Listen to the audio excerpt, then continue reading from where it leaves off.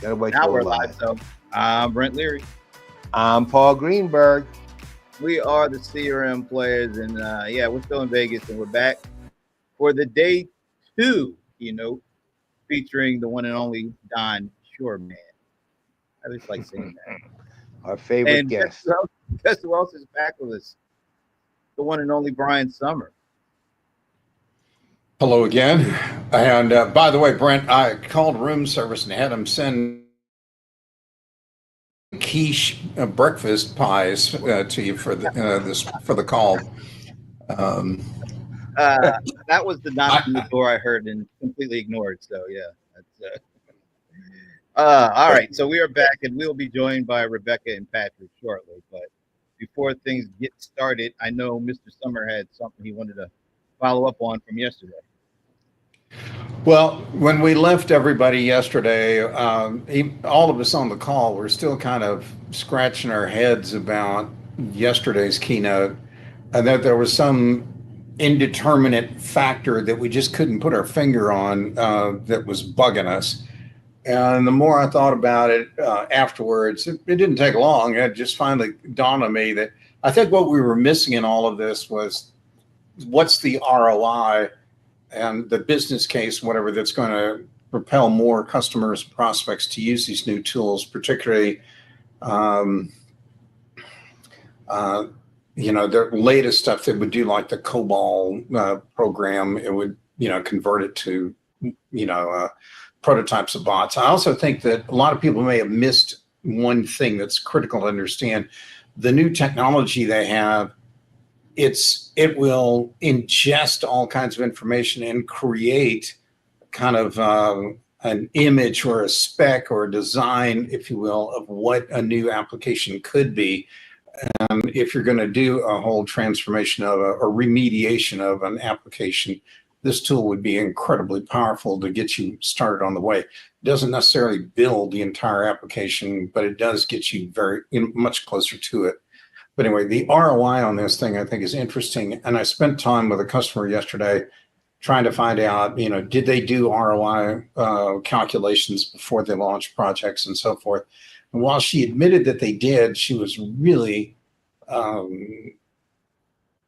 not very disclosing, I don't know what the word would be, open about what were in the the ROI calculations and the like. Today, we're probably not going to hear any of that based on what I've already seen on the agenda on the topics, but it's the ROI, I think, that would really get people more excited or understand, I guess, the role of where all this new technology fits. Hey, can I just jump in real quick and say, Yeah. Paul, I don't know if you remember when we were talking to Alan on our show about a month ago. He did allude to a little bit of pricing and kind of how they're trying to figure out how to make sure that the way that Pega uses power and consumption when it comes to LLMs and their workflow and automation, they use the LLMs to help kind of put together the some of the workflows and automation that are going to be used. And then in real time, those workflows are the ones that are actually used in real time. Right. And they kind of use the LLMs in design mode. And from what he was saying, one of the big reasons they do that is the power consumption of using LLMs is a magnitude greater than to actually execute the workflows. So one of the ways they try to have a little bit more control over how they are able to price things is by optimization of how they use LLMs versus how they use it in real time in design time. So that's not necessarily a direct price on it, but it gives you a little insight into how they're trying to optimize the use of the stuff so that they are able to kind of keep prices. And they also said they're not pricing on user modes or subscribers. They're actually pricing on work being done, and part of that is kind of understanding how they can optimize consumption. Yeah, and I think that's like, let's put it this way. That's sort of that part, which is obviously very significant, is part of the ROI or part of the reason to use product like that. I think also from the standpoint of what Brian was talking about too is, and I think this also went to the frustration yesterday a bit too, was they jumped straight into the technology, right, without any actual discussion initially of what kind of outcomes are you guys looking for? What kind of outcomes are there for you? You know, what kind of outcomes can we present? I mean, there were implications throughout. You know, like if you remember, I think at the very end, pretty much when they were showing Blueprint, they kind of had a slide that consolidated four.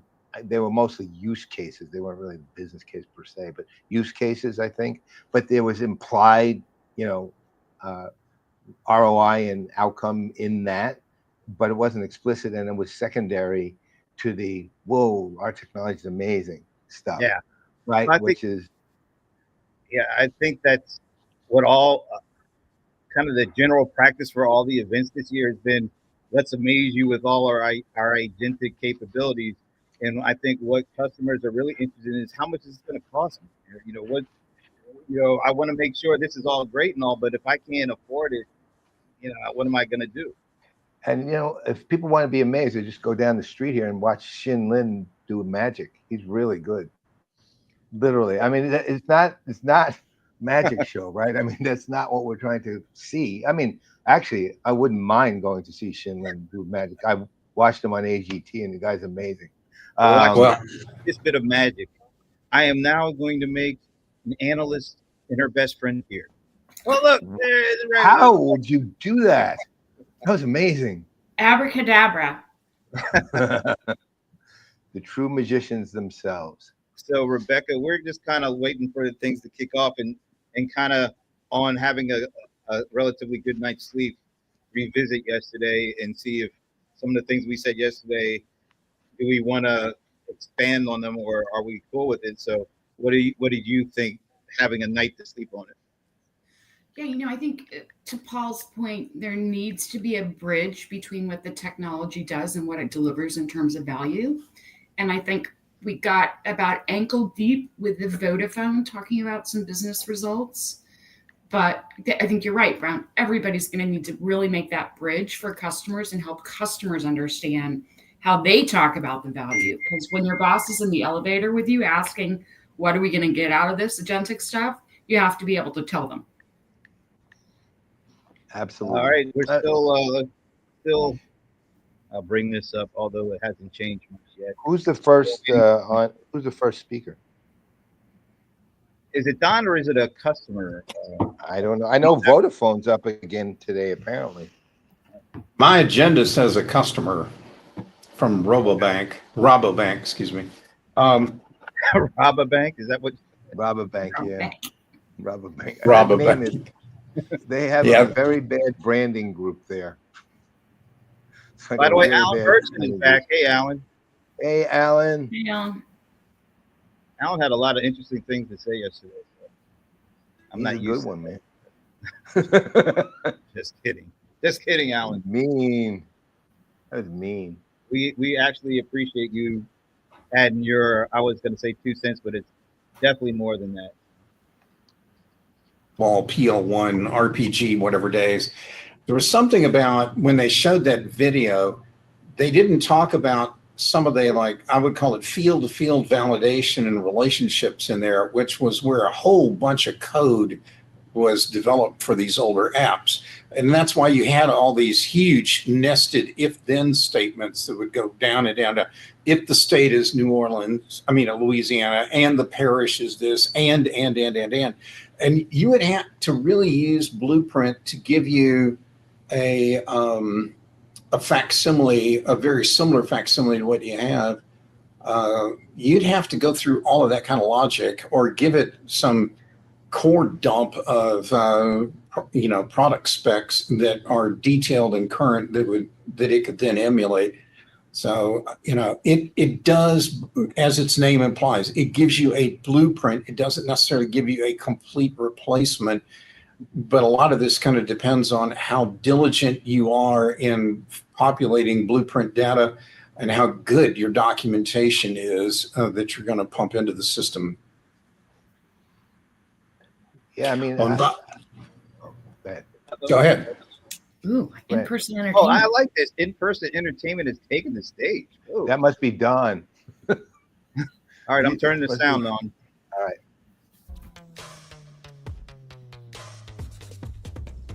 Is this his walk-up music? I don't know. It says taking the No, I stage. think- Oh, they're not showing live streaming.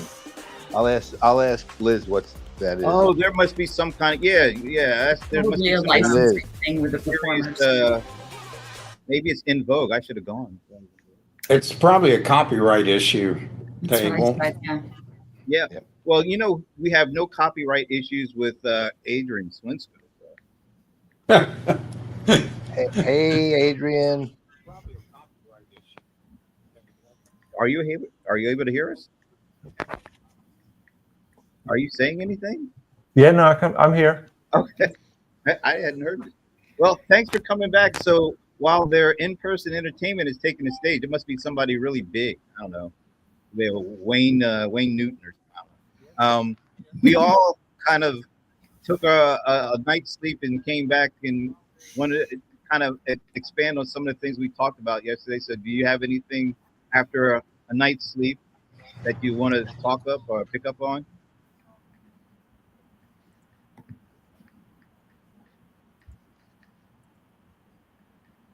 Okay. Can you hear me okay, Adrian? Yeah, I can hear you. Can you hear me? Yeah. I was asking if we all took a minute to talk about what, after a good night's sleep, kind of revisit some of the things that we said yesterday. I wanted to know if you wanted to do that, take an opportunity to do that too. Well, first of all, I would question whether you had a good night's sleep after kind of like day one of kind of like PegaWorld. I actually didn't. And the second thing, I mean, I just sort of similar to yesterday, I just wanted to see them kind of pull it all together, kind of like see some of the outcomes, see some of the story, the kind of the vision, all of that sort of stuff come together. And because I think it's all there, it just needs to be pulled all together, I think. All right. So we're just waiting out the entertainment. Yeah. See if you could find Liz and ask her what's going on in there. It might be Liz actually. She's regarding it. She's texting me now. You could do some stand-up kind of stuff. Oh, okay. Well, I don't know. I'll show you. Well, actually, this might be a copyright infringement, so I won't show it. She sent me a picture. But it's a 6-man drum corps. But the best way to describe it, have you ever seen these sort of advanced kind of dance light shows with people using like the Jabberwockers kind of thing? Sort of, yeah. This is I'll put it this way: there's a huge light show, or there's what looks to be a huge light show going on, or a light show going on behind it, and they're dressed as robots and they've got glowing eyes. Oh, not dancing agentic robots. No, these are real. This is a real drum corps, but they're adding. Okay, it's electric light show time to snare drums, as Liz put it. Hold on. Well, think what happens when you peaked in high school band and then moved to Vegas. that's some vision there, Paul. Thank you. That's literally what she said. So one major vendor who shall remain nameless, they booked a outfit kind of like that, and they put all the analysts. We were on the front row, and what we didn't know was that a critical part of the show, when they got to the end of their drum numbers, they blew up these flash pots right in front of us, and several folks got some burns on their clothing. That's how close we were to the fire. Wow. And I think that got reflected in the burning comments that showed up in the analyst write-ups after that event. Well, the company that did real good with that kind of thing was Lithium. They actually did really good. You know what they did though? They were kind of smart. They kind of went out and booked the person who came in like second or third on AGT, right? And needless to say, the one who was booking first would be way more expensive.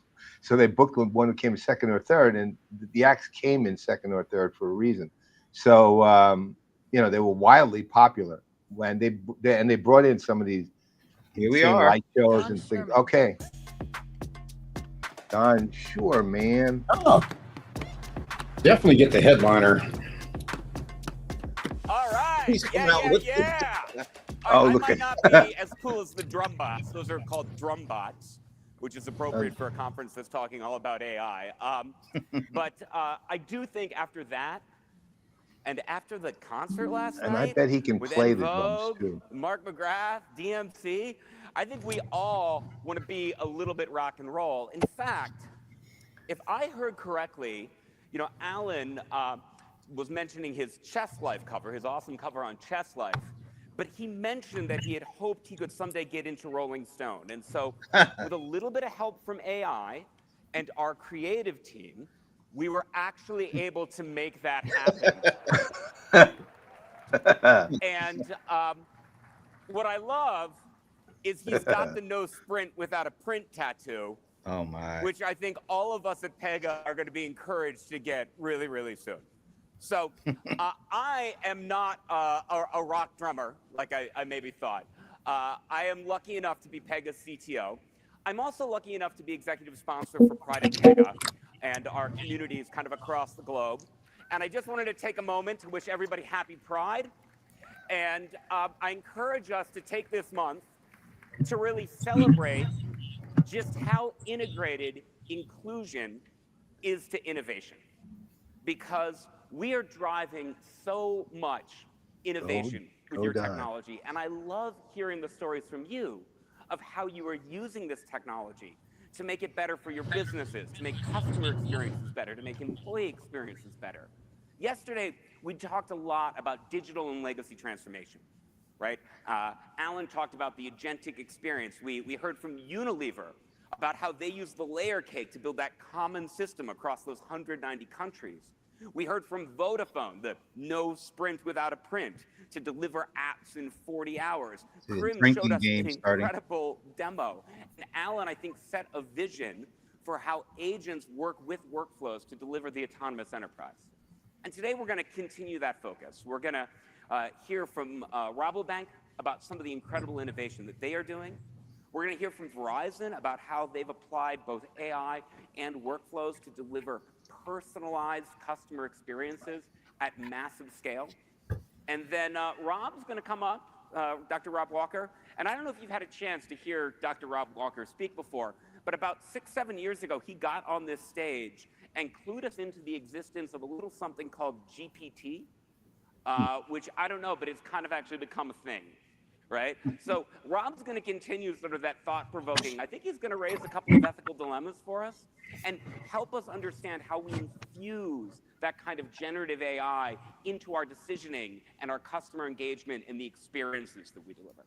And then I'm going to come back up on stage and I'm going to drum for 30 minutes straight. Yeah. Actually, I'm going to talk a little bit about how all these agents come together. Right, I'm going to show you some cool stuff. I'm hopefully going to make it as easy as A, B, C. Oh my. Oh, do not Karim, do when that. he does that, he gets cool lights. And when I do that, I don't get cool lights. So anyway, look, AI, I think, took us all and the whole technology and frankly the whole world in some pretty exciting new directions. And clients like Rabobank, who I have had the pleasure of working with over the last couple of years, are really leading the charge in figuring out how to take innovative technology and actually drive better experiences for the clients, their employees, and overall their impact on the world as a whole. So let's take a look at some of the cool stuff they're doing.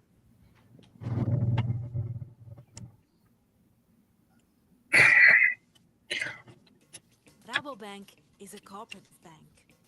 A bank without shareholders, but with over 2.3 million members. We strive to help people and businesses achieve their goals and provide solutions for the challenges of our time that cannot be solved alone. We want to be a stable factor in a volatile world. With our global network, our knowledge and financial solutions, we aim to make a positive impact on our food system, our energy system, and financially healthy communities. Our cooperative mindset is reflected in our products and services and in the way we give part of our profits to our members, customers, local communities, and society. We believe in the power of collaboration to strengthen communities and drive the shift towards more sustainable economies and societies. That's why our mission is growing a better world together. All right. Thank you. Yeah. All right. So without further ado, hold on. I don't very often get the chance to do this. So drum roll, please. Oh God, that's bad. He needs to stick to the guitar. Global head Yeah. of financial economic crime I think he knows that. Erica van de Ven. Why don't they bring Nick Cannon on and do a drumline thing? I think that's what they did the Robo Drum version of that earlier. Well, thank you, Don, for this energizing introduction. And good morning, all here in the arena. And good morning and good afternoon, all of you watching online. And a special good Financial afternoon for economic all the Rabobank crime teams watching tech. in the Netherlands, or maybe even in India. I imagine you had a great day yesterday. It was very inspiring. And you must be interested, or even already working with Pega on improving your customer experience or your workflow automation. But you must be dealing with a lot of change as well, technology-wise, geopolitically, or in having a lot of regulatory requirements. And so am I, and so is Rabobank. My name is Erica van de Ven. I'm responsible for the financial economic crime technology, proudly working for more than 20 years for Rabobank now, and mostly in technology, actually, in payments, in the heart of the bank, and since 3 years, I'm global head of tech. And if I look at Rabobank, you've seen the video. I'm really proud to work for Rabobank. It's a cooperative bank, caring for its customers, caring for society. And it exists of 3 strategic business lines. One is the retail bank in the Netherlands.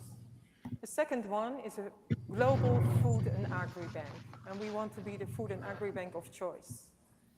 And the third one is a global vendor finance. So this is a company called Rabobank, and she's in charge of financial economic crime. And today I would like to take you through our This is going in the wrong direction to me. Transformation journey, actually, powered by people to enhance our customer experience and our employee experience, and in collaboration with our strategic partners. And most of them are here, actually, and with a strategic partner like Pega. 20 years ago, Progress Software was using AI to do insider trading and other kinds of bank fraud testing. So I'm guessing that's where we're going. Yeah, I'm sure it is. Well, didn't SAS had technology like that for a long time? SPSS did too. Fraud losses Right. worldwide, 800 billion money laundered worldwide. And we are on, the Netherlands is a small country actually, but we're on the secrecy index on number 12, making us attractive for financial economic crime.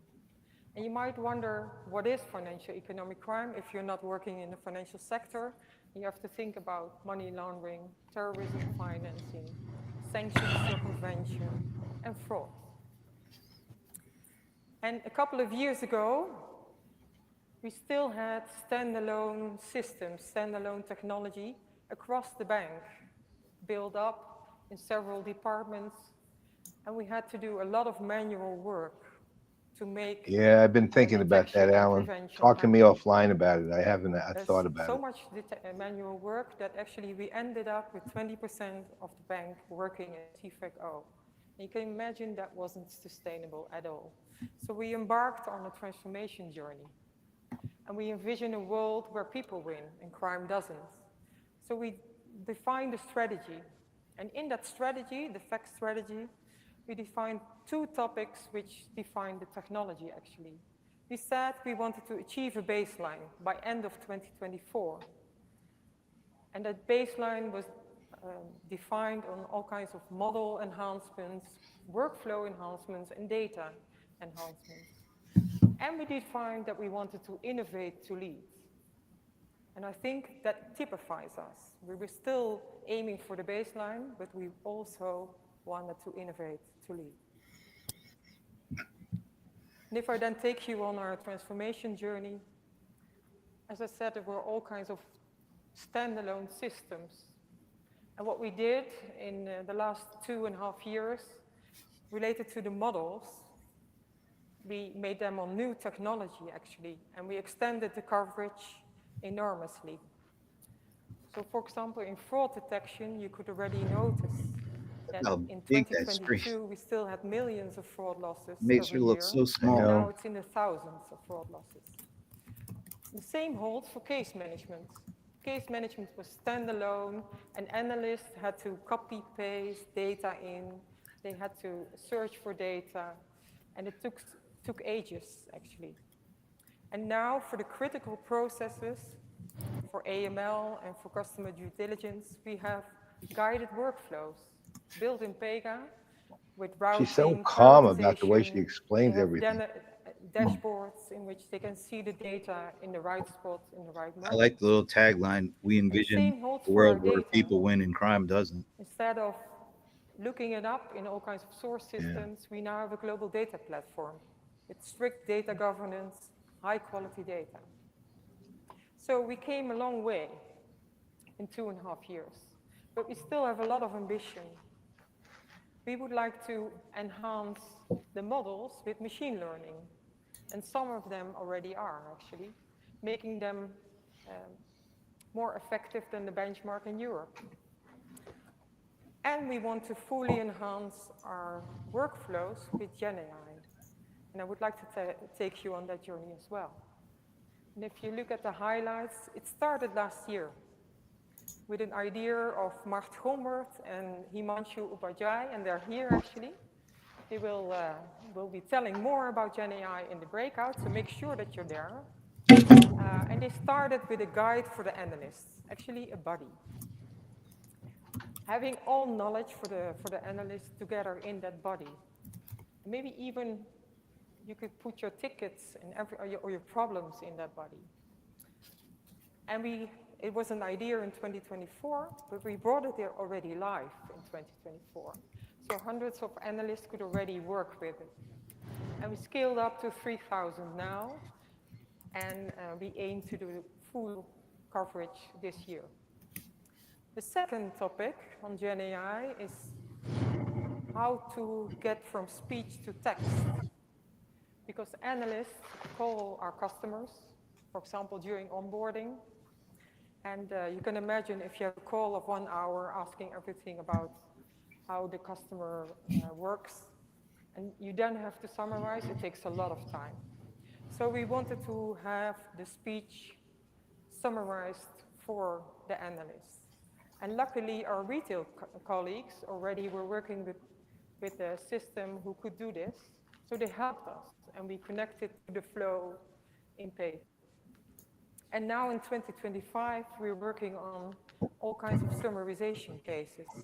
There's a lot of summarization going on in the workflow. You can imagine that an analyst has to summarize previous cases of the clients, or has to summarize all the onboarding documents of a corporate client. And that's a lot of work. So we're now working together with Pega on making these GenAI use cases work. And the last one is we imagine that we want to generate a report, actually. So we keep the analyst in the loop, but imagine that we can make the ultimate report in the flow, even with a draft conclusion made by GenAI. And then the analyst can do what he's good at, look at the risk, do the analysis, and make the ultimate decision. And apart from the workflows, we're also looking into other types of GenAI use cases already. You can imagine we have a special investigations team looking more deeply into crime. Brent, to your point about kind of like about the tagline around people win rather than crime winning, it'd be great if she had painted a picture about what the current state of play was in terms of how crime was doing and what they're doing to combat that and how it all fits together. Making client view with agentic. Yeah, that would have been nice. So a lot coming up still. That and the journey they're doing starts with chatbots, and I'm not sure that's where like drug lords are coming into the pipeline here. But because it doesn't. A lot of cybercrime starts with phishing across different channels, right? And then you end up with people spoofing IDs and passwords and all that sort of stuff with malware and things. But that's me totally from an uneducated perspective. But it would be nice to have had that sort of like, here's the state of play and where we're at in terms of cybercrime and what it means for financial kind of resilience, or individual resilience, and institutional resilience. Very young people, actually. Yeah, in legal terms, I think she assumed facts, not in evidence. So we don't know the context. Yeah. Collaboration. The whole bank, all engineer teams are actually working. It sounds like she's addressing more. Here's how the bank and what we do has changed. Same rhythm. Not here's how we're dealing with the problem. If you know what I mean. It's more like even if you take a look at the slide, human-centered transformation. I mean, those are the big broad terms, but when I want to hear about how they're working with Pega, I remember actually going back to SaaS way back in this decade plus ago. They had a guy on the stage with them, and they were literally talking about the literal parts of literally how they were dealing with crime, financial crimes, using SaaS at this institution, whatever it was. But it was very specific, and it was compelling too, because the impact was actually genuinely enormous. It was like reduction by, I think, 46% or whatever it was, the big stat that they gave. It's, again, a long time now. Remember all the details, but I do remember it was very specific to the problem. And I think you got to really, when you're doing a kind of keynote presentation, obvious they know what she knows exactly what she's talking about. She knows inside and out. But I think, and I don't know, maybe this is on the part of the folks organizing.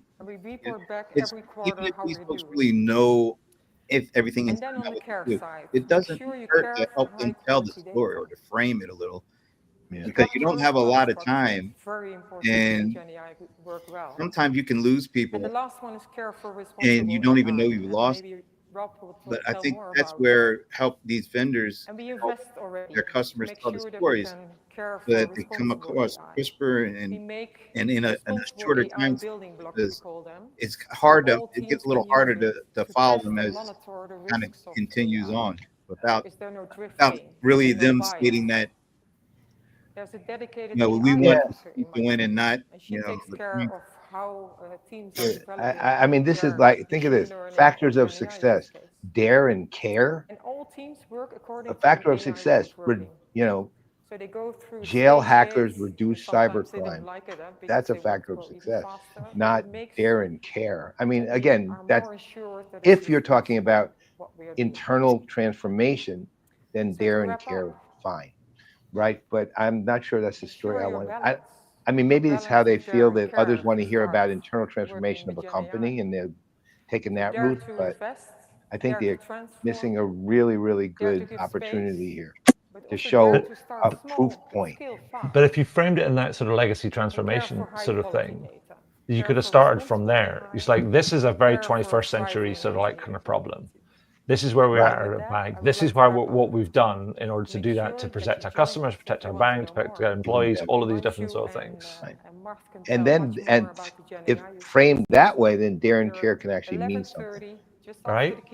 Right. Other than that, it just sounds like a nice slogan they use internally to do something that's going to change how they do something. And when you layer in some of the, what some of the research says about how people are feeling about AI and all this other sort of technology around data, privacy, security, and all these different sort of things, these are real concerns for both customers, employees, organizations, so on and so forth.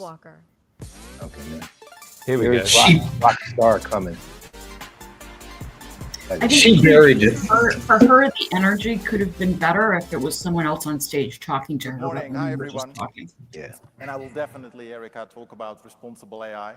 but not quite yet. But I'm very excited to be here. I'm the general manager of our one-to-one customer engagement space. And I really, not that I'm biased towards my fellow Dutch, but I am really impressed by how Rabobank uses Gen AI to innovate in financial crime. I think that's a great job, a great use case. I am personally responsible for AI in customer engagement, and I always love to hear clients take that same, innovative spirit and take it into one-to-one personalization. And Verizon has been doing a phenomenal job in using both the Pega Customer Decision Hub and case management together to transform the customer experience. So I'll be back shortly with you, but before I do that, I'd like to hand over the stage to Verizon's SVP and CIO of Business Group and Consumer, Vivek Gurumurthy. I've known the guy a long time, and that hair is always hanging off his head. I swear he's wearing the same shirt and the same suit as well. He's probably got a whole rack of them. That's his look. Good morning. He's amazing. Thank you for being here today. And I also this guy I'm paying close attention to. We'll see what he says in my experience. And of course, thank you for everyone else tuning in from Verizon. A big hello and a big shout out. So I'm truly excited here to be speaking at PegaWorld this morning to tell you the story of our transformation. It's one of my most favorite topics. How AI has enabled customer experience transformation within Verizon. Dude, I'm directly experiencing this stuff, so. Let's dig in a little bit. But before we go, think about the context of where we are in the world today. Technology innovation is accelerating at an unprecedented pace, right? When we all know that, think about what has happened around us in the last 1 year. Everything has gone upside down. It's just going to get more and more intense. Customers are going to get a lot more anxious, and they're going to be a lot more demanding of us. The way they interact with each other, with businesses, with society, everything is going to change. So what can we do? So in recognition of the change, we have to transform internally as well. We have to transform the way we work. We have to transform the way we develop our systems and the way we put together experiences for our customers. So we decided we're going to go all in. We're not experimenting with AI, but we're actually investing in it as a strategic imperative to enable transformation at all frontiers: employee experience, efficiency, productivity, and most importantly, customer experience. AI is at the forefront of everything we are doing at Verizon today. So let me walk you through the story of how this happened. If you think about it, a few years back, businesses were structured very differently. The primary mode of interaction was in physical channels. You would go to a store, go to a call center, call a call center, and if all else fails, you'll go online. Online was more a backup or a cost-effective play. Stores were the primary mode of interaction for our business. You would go into the store, get a device, activate the device, walk out all happy, instantly satisfied, and gratified that it's a working device in hand. You do the same thing in a call center, and you would get a device home, and you'd activate it. Businesses were a lot more simpler. All we sold as a telco, traditional telco, was connectivity. You would get the connection, and you'd be rocking and rolling right away, right? And every channel was super optimized to do the work, soup to nuts, in an extremely effective way. They would be able to sell, how the systems, how the processes, how the people, everything was fine-tuned for the store to be super effective. But when you think about it, that had its own drawbacks. Customers who went to a store and then decided to call, or else customers who called a call center and then decided to go online, they had very different experiences because the optimization was within the channel. It was a very siloed experience. There was very less transfer of data. There was very less context awareness, right? So you can keep going on and down this path. Imagine how that would fly today. So where are we today as a business? When you think about today's businesses, it's completely flipped on its head. What is an also-ran augmentation channel in digital is now at the center of all the experiences that customers want from us. Digital on the app, digital on the web, digital via voice, digital via chat, and it just keeps exploding. You have way more interaction modes right now. Customers want to talk to us in a multimodal format. And then, if they really have done their homework, they would then walk into the store or call a call center and get the device.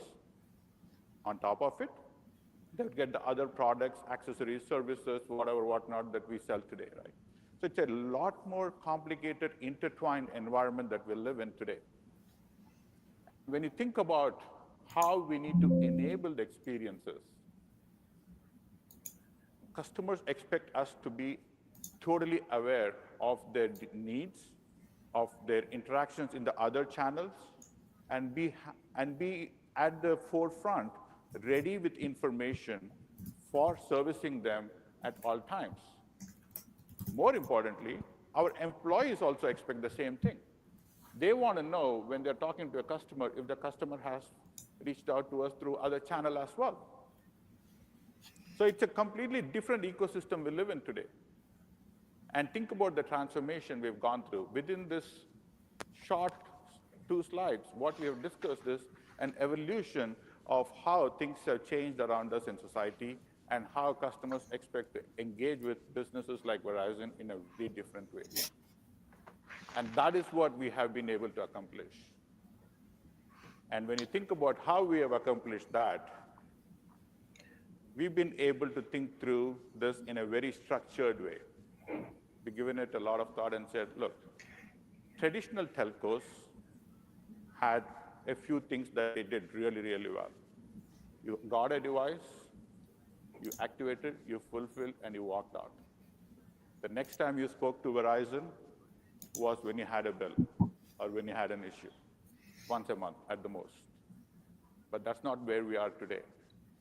You want to interact with us multiple times. Our products and services have multiplied.